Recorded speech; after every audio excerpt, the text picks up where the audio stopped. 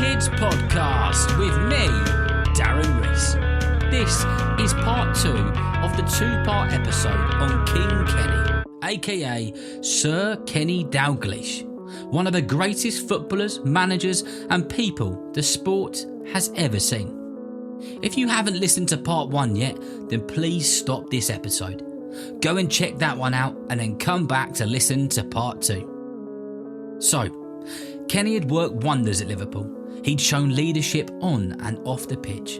He'd scored goals when the club needed him most.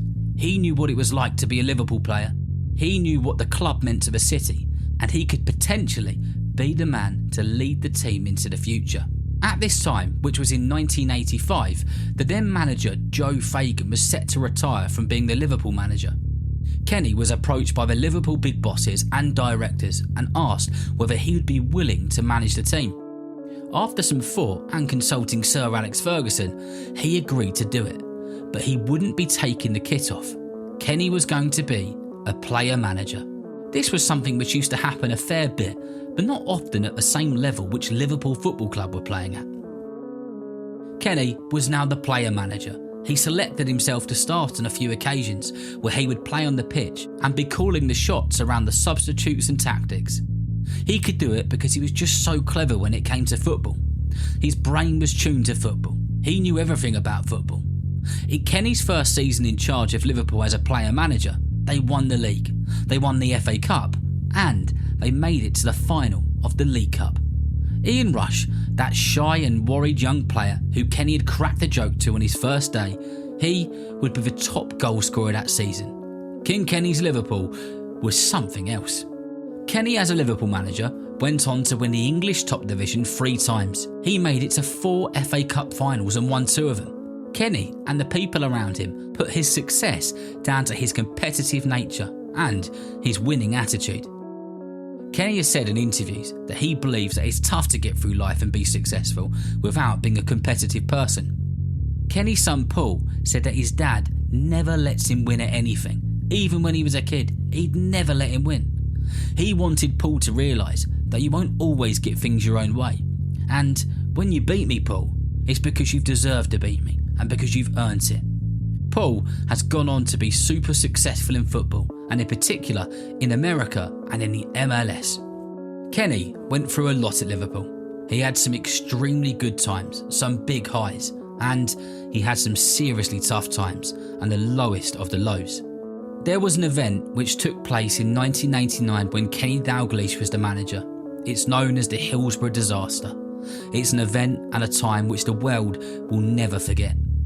I'll let your adults speak to you about this if they wish to do so. In 1991, Kenny had decided it was time to move on from Liverpool. He had achieved a lot and been through a lot.